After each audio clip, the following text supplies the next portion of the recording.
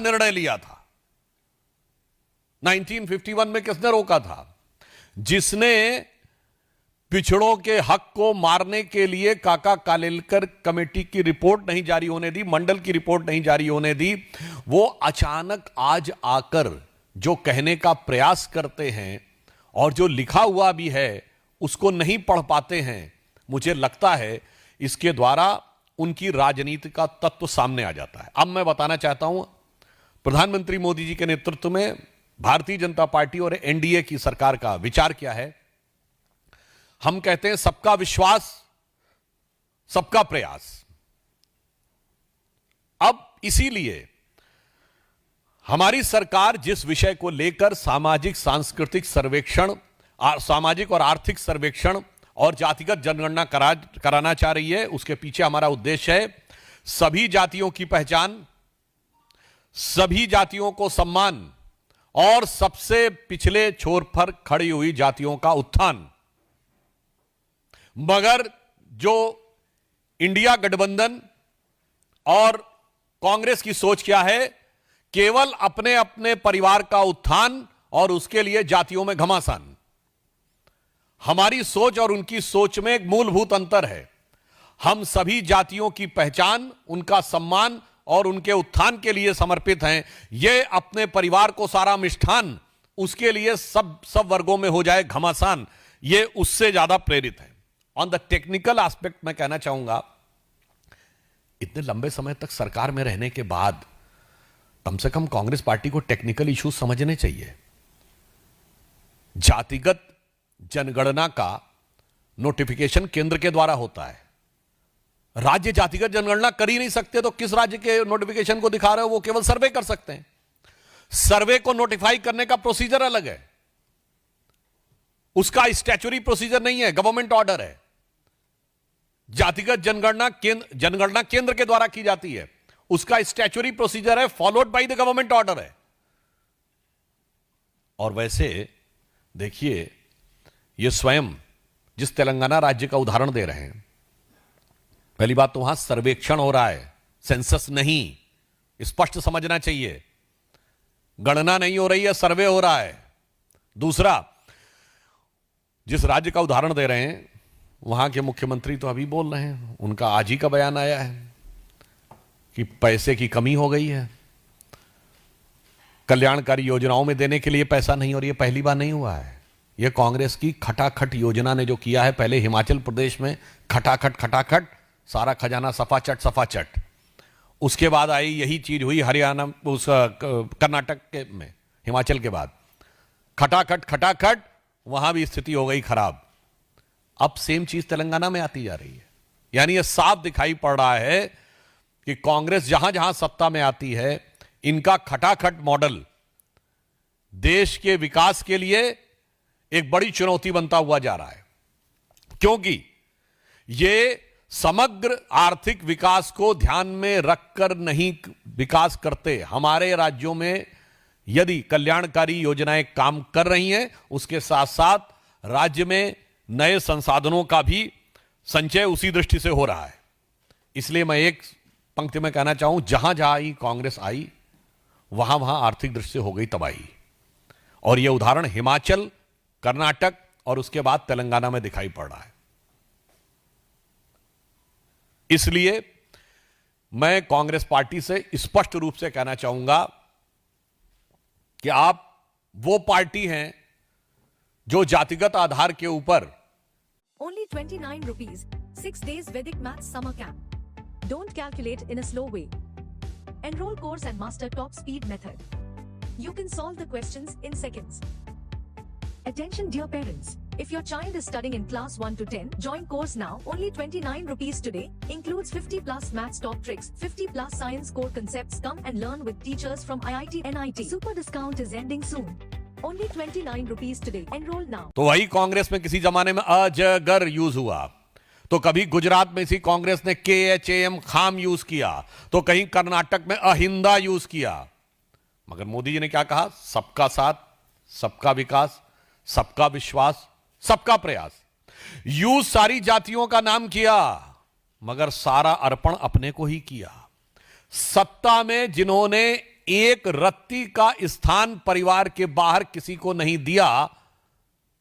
इतनी छोटी सोच से जो लोग 3 पीढ़ियों से इस देश को चलाते रहे, उसी छोटी सोच के कारण जो लिखा हुआ है वो पूरे डॉक्यूमेंट को न दिखाकर एक सरासर मिथ्या प्रचार, भ्रामक प्रचार और इसके द्वारा वो देश को भ्रमित करने का प्रयास कर रहे हैं, क्योंकि शायद उन्हें यह लगता है कि इस चीज को लेकर जो मंसूबे उन्होंने पाले थे वो पूरे नहीं हो पा रहे हैं। मैं स्पष्ट रूप से पूछना चाहता हूं, कांग्रेस पार्टी पहले जवाब दे। कर्नाटक और तेलंगाना में उन्होंने अल्पसंख्यक समुदाय के जिन जिन लोगों को, जिन इतनी भारी संख्या में जातियों को इंक्लूड करने का प्रयास किया है, जिसके बारे में कोर्ट की भी टिप्पणी है, उस पर उनका क्या कहना है? आखिर में आप किसका हिस्सा मारना चाहते हैं? पश्चिम बंगाल की सरकार ने जिस भारी संख्या में मुस्लिम समाज के लोगों को ओबीसी में इंक्लूड किया है, जिसके लिए पिछड़ा वर्ग आयोग ने बाकायदा जवाब तलब किया कि संभवतः शायद 91 में 73 जातियां मुस्लिम समाज की थी। राहुल गांधी और इंडी गठबंधन वाले इस पर जवाब क्यों नहीं देते? और आपको एक बड़ा मजेदार तथ्य बताऊं कि जब ओबीसी कमीशन ने उनसे पूछा कि ये इतना कैसे हो गए, तो उन्होंने कहा ये कन्वर्ट होने से पहले ये इस जाति के थे तो इसमें हो गए। अब आप एक और बात सुनिए, उसमें यह भी कहा गया बंगाल में, भाई तो फिर इतनी भारी मात्रा में कन्वर्जन कैसे हो गया? तो चुप हो गए। मगर एक और मजेदार बात, अभी जो लेटेस्ट चेंज किया है पश्चिम बंगाल की कैबिनेट ने, उसने संभवतः 141 जातियों को उसमें डाल दिया है। अब मजे की बात क्या है, हिंदू समाज में 71 जातियां हैं एज पर वेस्ट बंगाल, और मुस्लिम समाज में 100 से अधिक ओबीसी जातियां हैं। भाई अगर कन्वर्ट होने से पहले थे 71, तो ये कन्वर्ट होने के बाद 71 से ज्यादा कैसे हो गए? यह साफ दर्शा रहा है कि आरक्षण के नाम पर वोट बैंक की राजनीति करके पिछले दरवाजे के द्वारा पिछड़े वर्ग के आरक्षण में सेंध ही नहीं लगाना, जिसे कहते हैं ना पूरी की पूरी दीवार ढहा देने का काम इंडी गठबंधन की सरकारों के द्वारा किया जा रहा है। इसीलिए प्रधानमंत्री मोदी जी के नेतृत्व में हमारी एनडीए की सरकार ने जो एक सकारात्मक निर्णय लिया है, उसके द्वारा होने वाले इस सकारात्मक पक्ष को वो स्वीकार करने को तैयार नहीं रह रहे हैं।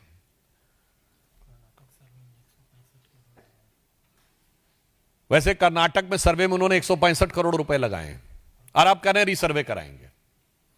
और याद करिए, कर्नाटक के डिप्टी सीएम मात्र साल भर पहले की बात है, यह भी बोल चुके थे कि सर्वे जारी नहीं होने दूंगा। यह ऑन रिकॉर्ड दिया गया बयान था, वहां खुद ही घमासान हो रहा था।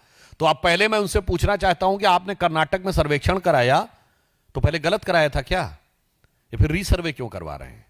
अब तेलंगाना में कह रहे हैं कि करवाएंगे फिर से। और तेलंगाना में जो आपने सर्वेक्षण कराया है उससे जो अनुपात निकल के आया, मैं राहुल गांधी से सीधा पूछना चाहता हूं, उस अनुपात में मंत्रिमंडल में परिवर्तन किया कि नहीं?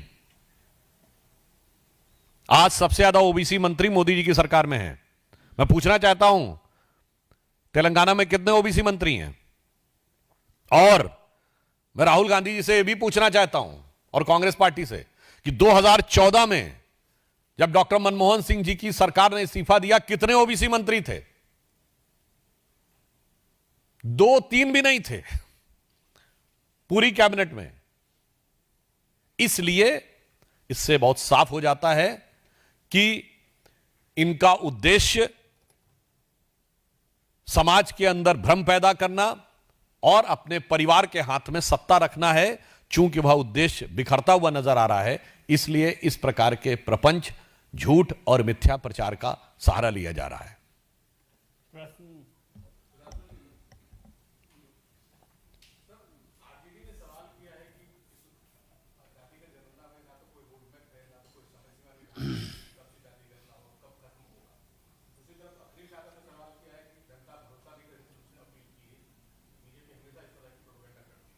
देखिए, जहां तक तिथि की बात है, स्पष्ट रूप से सरकार के द्वारा किया गया कि पहला चरण अक्टूबर 26 से होगा, दूसरा वाला चरण मार्च 27 से होगा, क्योंकि जिन राज्यों में बर्फ गिर जाती है दिसंबर के आसपास सर्दी ज़्यादा पड़ती, वहाँ पे नहीं होगा। और जहाँ तक श्री लालू प्रसाद यादव जी और अखिलेश यादव जी की बात है, मैं उनसे पूछना चाहता हूँ, आपने अपनी पार्टी में बाकी गणना छोड़ी, अपनी जात की गणना बताई है। अपनी जाति में आपने अपने परिवार के अलावा किसी को सत्ता दी? जिस दिन मुख्यमंत्री का पद छोड़ने की बात आई तो लालू प्रसाद यादव जी ने क्या किया? पहले मेरा साला, उसका जलवा चलता था, फिर मेरी पत्नी, फिर मेरा बेटा, फिर मेरा दूसरा बेटा, फिर मेरी बेटी, फिर मेरी दूसरी बेटी, और धरती पुत्र मुलायम सिंह जी, जब सत्ता की बात आई तो भाई भी नहीं बेटा ही नजर आया। तो इससे साफ समझ में आता है कि जातिगत जनगणना के मुद्दे के ऊपर इनका उद्देश्य अपनी जाति में भी एक की गणना नहीं है, अपनी जाति में भी किसी एक भी व्यक्ति को यह सत्ता देने को तैयार नहीं है। इससे यह समझ में आ जाता है कि ये किस प्रकार की भावना रखते हैं। और लालू प्रसाद यादव जी का तो सबसे दुर्दांत और दुर्भाग्यपूर्ण और भर्त्सना योग्य जो चित्र आया है उस पर सफाई देनी चाहिए कि बाबा साहब अंबेडकर की फोटो पैरों के आगे रखे हुए ये वही पार्टी है, ये कोई तो संयोग मत मानिएगा, जिसने बिहार में लंबे समय तक ग्राम पंचायत और परिषद में दलितों को आरक्षण नहीं दिया था, जिसके दौरे हुकूमत में दलितों की सबसे ज्यादा हत्याएं होती थी। ये समाजवादी पार्टी वही पार्टी है जिसके दौरे हुकूमत में दलितों का रिजर्वेशन इन प्रमोशन बैकडेट से खत्म किया गया था, यानी जो लोग प्रमोट हो गए थे उन्हें रिवर्ट कर दिया गया था। ये वही पार्टी है जिसने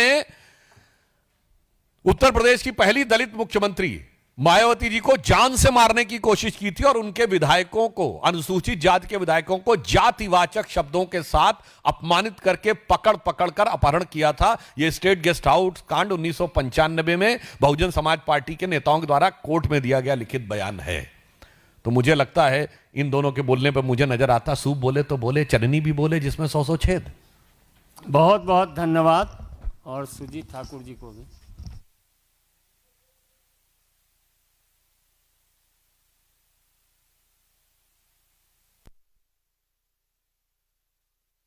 अक्सर दिखाई देना बंद हो जाता है। हाल ही में ऑपरेशन सिंदूर में सैटेलाइट फिल्मों के द्वारा दिखाए जाने के बाद भी उन्हें पाकिस्तान के एयर बेसेस की तबाही नजर नहीं आई। इससे पूर्व भी अनेक मौकों के ऊपर उनको बहुत कुछ नजर नहीं आया। जब सीए आया था तो उनको उसमें सीए के नोटिफिकेशन में परसिक्यूशन शब्द नजर नहीं आया। उसी दृष्टि दोष के चलते हुए, being marred by that myopic view and the blurred vision, or rather than you can say motivated and nefarious vision, they are unable to see what is being categorically explained. प्रधानमंत्री श्री नरेंद्र मोदी जी के नेतृत्व में कैबिनेट ने भारत की जनगणना कराने का निर्णय लिया और इसके बाद जो भी प्रेस रिलीज जारी हुई उसमें स्पष्ट रूप से कहा गया कि जनगणना के साथ सामाजिक आर्थिक मूल्यांकन और जातियों की जनगणना भी स्वतंत्र भारत के इतिहास में पहली बार होगी।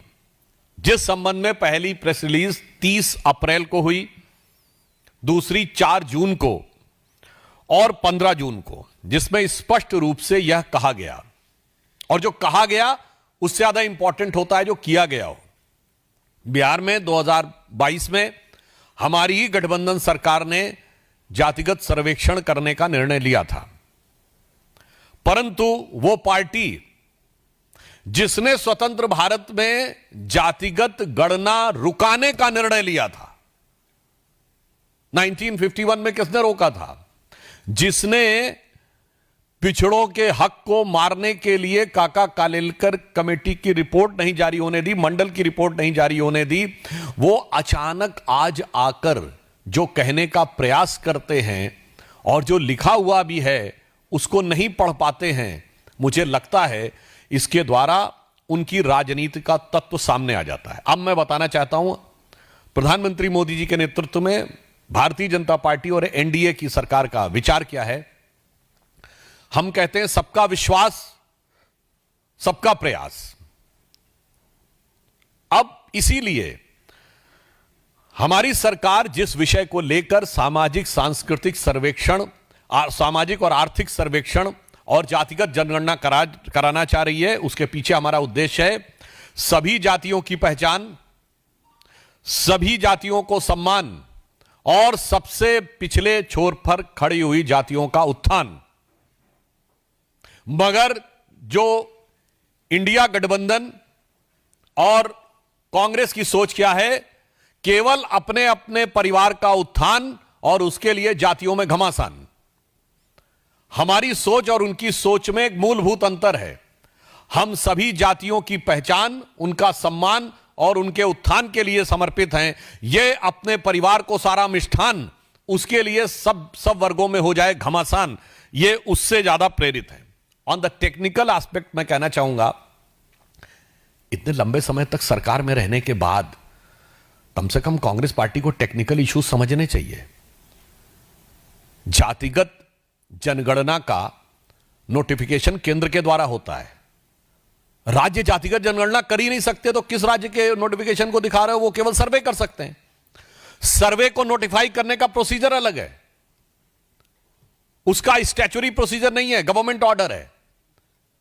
जातिगत जनगणना केंद्र के द्वारा की जाती है, उसका स्टैच्यूटरी प्रोसीजर है, followed by the government order है। और वैसे देखिए, ये स्वयं जिस तेलंगाना राज्य का उदाहरण दे रहे हैं, पहली बात तो वहां सर्वेक्षण हो रहा है, सेंसस नहीं, स्पष्ट समझना चाहिए। गणना नहीं हो रही है, सर्वे हो रहा है। दूसरा, जिस राज्य का उदाहरण दे रहे हैं, वहां के मुख्यमंत्री तो अभी बोल रहे हैं, उनका आज ही का बयान आया है कि पैसे की कमी हो गई है, कल्याणकारी योजनाओं में देने के लिए पैसा नहीं। और यह पहली बार नहीं हुआ है, यह कांग्रेस की खटाखट योजना ने जो किया है। पहले हिमाचल प्रदेश में खटाखट सारा खजाना सफाचट, उसके बाद आई यही चीज हुई हरियाणा, उस कर्नाटक के में, हिमाचल के बाद खटाखट वहां भी स्थिति हो गई खराब। अब सेम चीज तेलंगाना में आती जा रही है। यानी यह साफ दिखाई पड़ रहा है कि कांग्रेस जहां जहां सत्ता में आती है, इनका खटाखट मॉडल देश के विकास के लिए एक बड़ी चुनौती बनता हुआ जा रहा है, क्योंकि यह समग्र आर्थिक विकास को ध्यान में रखकर नहीं विकास करते। हमारे राज्यों में यदि कल्याणकारी योजनाएं काम कर रही हैं, उसके साथ साथ राज्य में नए संसाधनों का भी संचय उसी दृष्टि से हो रहा है। इसलिए मैं एक पंक्ति में कहना चाहूं, जहां जहां ही कांग्रेस आई, वहां वहां आर्थिक दृष्टि से हो गई तबाही। और यह उदाहरण हिमाचल, कर्नाटक और उसके बाद तेलंगाना में दिखाई पड़ रहा है।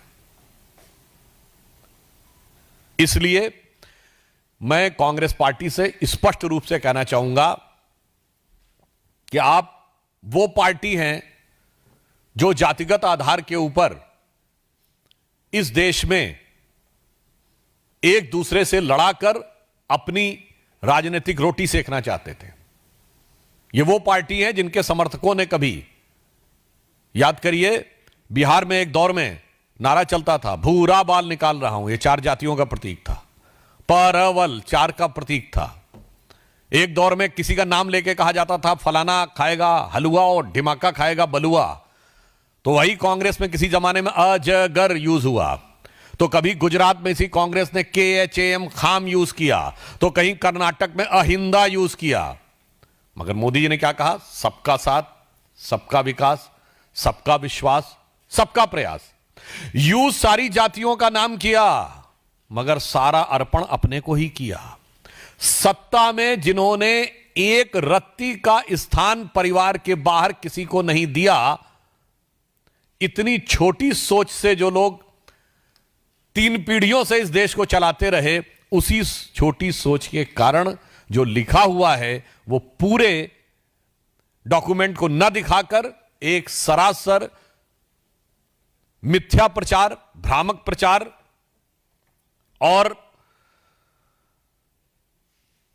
इसके द्वारा वो देश को भ्रमित करने का प्रयास कर रहे हैं, क्योंकि शायद उन्हें यह लगता है कि इस चीज को लेकर जो मंसूबे उन्होंने पाले थे वो पूरे नहीं हो पा रहे हैं। मैं स्पष्ट रूप से पूछना चाहता हूं, कांग्रेस पार्टी पहले जवाब दे। कर्नाटक और तेलंगाना में उन्होंने अल्पसंख्यक समुदाय के जिन जिन लोगों को, जिन इतनी भारी संख्या में जातियों को इंक्लूड करने का प्रयास किया है, जिसके बारे में कोर्ट की भी टिप्पणी है, उस पर उनका क्या कहना है? आखिर में आप किसका हिस्सा मारना चाहते हैं? पश्चिम बंगाल की सरकार ने जिस भारी संख्या में मुस्लिम समाज के लोगों को ओबीसी में इंक्लूड किया है, जिसके लिए पिछड़ा वर्ग आयोग ने बाकायदा जवाब तलब किया कि संभवतः शायद 91 में 73 जातियां मुस्लिम समाज की थी। राहुल गांधी और इंडी गठबंधन वाले इस पर जवाब क्यों नहीं देते? और आपको एक बड़ा मजेदार तथ्य बताऊं कि जब ओबीसी कमीशन ने उनसे पूछा कि ये इतना कैसे हो गए, तो उन्होंने कहा ये कन्वर्ट होने से पहले ये इस जाति के थे तो इसमें हो गए। अब आप एक और बात सुनिए, उसमें यह भी कहा गया बंगाल में, भाई तो फिर इतनी भारी मात्रा में कन्वर्जन कैसे हो गया? तो चुप हो गए। मगर एक और मजेदार बात, अभी जो लेटेस्ट चेंज किया है पश्चिम बंगाल की कैबिनेट ने, उसने संभवतः 141 जातियों को उसमें डाल दिया है। अब मजे की बात क्या है, हिंदू समाज में 71 जातियां हैं एज पर वेस्ट बंगाल, और मुस्लिम समाज में 100 से अधिक ओबीसी जातियां हैं। भाई अगर कन्वर्ट होने से पहले थे 71, तो ये कन्वर्ट होने के बाद 71 से ज्यादा कैसे हो गए? यह साफ दर्शा रहा है कि आरक्षण के नाम पर वोट बैंक की राजनीति करके पिछले दरवाजे के द्वारा पिछड़े वर्ग के आरक्षण में सेंध ही नहीं लगाना, जिसे कहते हैं ना पूरी की पूरी दीवार ढहा देने का काम इंडी गठबंधन की सरकारों के द्वारा किया जा रहा है। इसीलिए प्रधानमंत्री मोदी जी के नेतृत्व में हमारी एनडीए की सरकार ने जो एक सकारात्मक निर्णय लिया है, उसके द्वारा होने वाले इस सकारात्मक पक्ष को वो स्वीकार करने को तैयार नहीं रह रहे हैं।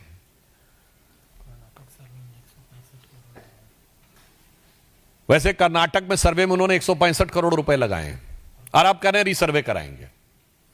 और याद करिए, कर्नाटक के डिप्टी सीएम मात्र साल भर पहले की बात है, यह भी बोल चुके थे कि सर्वे जारी नहीं होने दूंगा। यह ऑन रिकॉर्ड दिया गया बयान था, वहां खुद ही घमासान हो रहा था। तो अब पहले मैं उनसे पूछना चाहता हूं कि आपने कर्नाटक में सर्वेक्षण कराया तो पहले गलत कराया था क्या, या फिर रीसर्वे क्यों करवा रहे हैं? अब तेलंगाना में कह रहे हैं कि करवाएंगे फिर से। और तेलंगाना में जो आपने सर्वेक्षण कराया है उससे जो अनुपात निकल के आया, मैं राहुल गांधी से सीधा पूछना चाहता हूं, उस अनुपात में मंत्रिमंडल में परिवर्तन किया कि नहीं? आज सबसे ज्यादा ओबीसी मंत्री मोदी जी की सरकार में है। मैं पूछना चाहता हूं तेलंगाना में कितने ओबीसी मंत्री हैं? और मैं राहुल गांधी जी से यह भी पूछना चाहता हूं और कांग्रेस पार्टी से कि 2014 में जब डॉक्टर मनमोहन सिंह जी की सरकार ने इस्तीफा दिया, कितने ओबीसी मंत्री थे? 2-3 भी नहीं थे पूरी कैबिनेट में। इसलिए इससे बहुत साफ हो जाता है कि इनका उद्देश्य समाज के अंदर भ्रम पैदा करना और अपने परिवार के हाथ में सत्ता रखना है। चूंकि वह उद्देश्य बिखरता हुआ नजर आ रहा है, इसलिए इस प्रकार के प्रपंच, झूठ और मिथ्या प्रचार का सहारा लिया जा रहा है। प्रश्न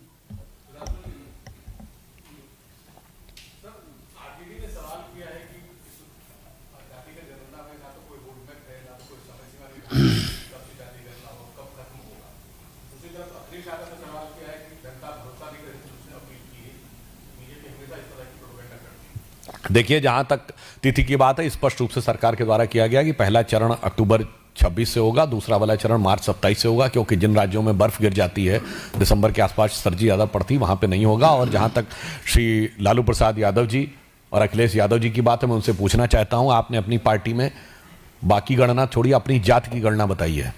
अपनी जाति में आपने अपने परिवार के अलावा किसी को सत्ता दी? जिस दिन मुख्यमंत्री का पद छोड़ने की बात आई तो लालू प्रसाद यादव जी ने क्या किया? पहले मेरा साला, उसका जलवा चलता था, फिर मेरी पत्नी, फिर मेरा बेटा, फिर मेरा दूसरा बेटा, फिर मेरी बेटी, फिर मेरी दूसरी बेटी, और धरती पुत्र मुलायम सिंह जी, जब सत्ता की बात आई तो भाई भी नहीं बेटा ही नजर आया। तो इससे साफ समझ में आता है कि जातिगत जनगणना के मुद्दे के ऊपर इनका उद्देश्य अपनी जाति में भी एक की गणना नहीं है, अपनी जाति में भी किसी एक भी व्यक्ति को यह सत्ता देने को तैयार नहीं है। इससे यह समझ में आ जाता है कि ये किस प्रकार की भावना रखते हैं। और लालू प्रसाद यादव जी का तो सबसे दुर्दांत और दुर्भाग्यपूर्ण और भर्त्सना योग्य जो चित्र आया है, उस पर सफाई देनी चाहिए कि बाबा साहब अंबेडकर की फोटो पैरों के आगे रखे हुए ये वही पार्टी है, ये कोई तो संयोग मत मानिएगा, जिसने बिहार में लंबे समय तक ग्राम पंचायत और परिषद में दलितों को आरक्षण नहीं दिया था, जिसके दौरे हुकूमत में दलितों की सबसे ज्यादा हत्याएं होती थी।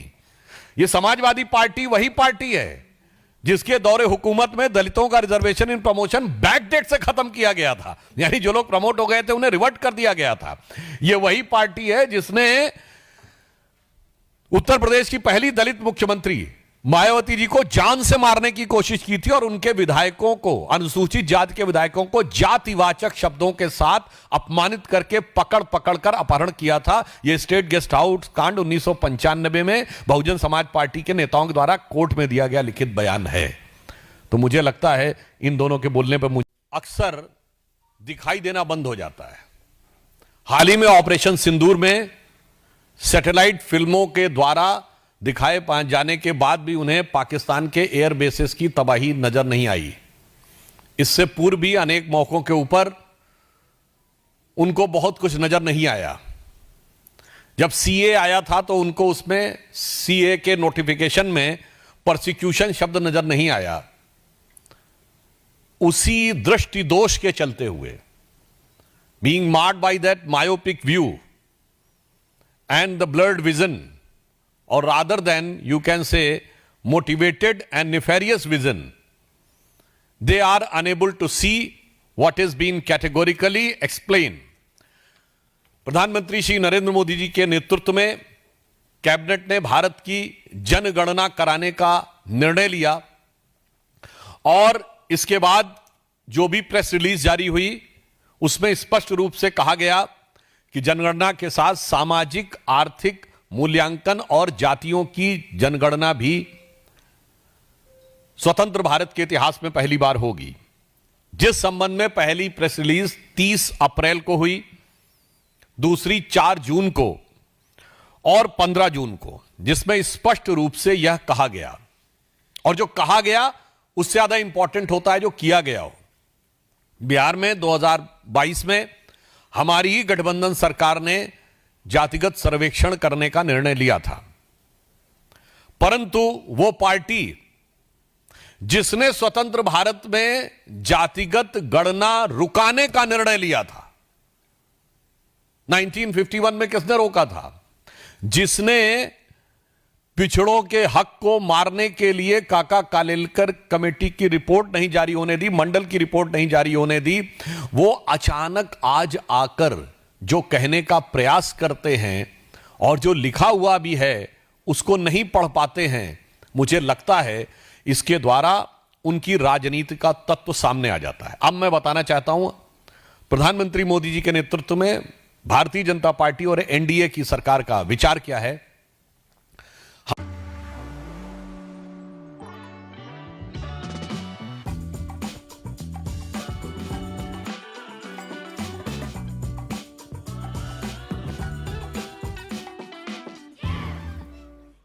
और जातिगत जनगणना कराना चाह रही है। उसके पीछे हमारा उद्देश्य है सभी जातियों की पहचान, सभी जातियों को सम्मान और सबसे पिछले छोर पर खड़ी हुई जातियों का उत्थान।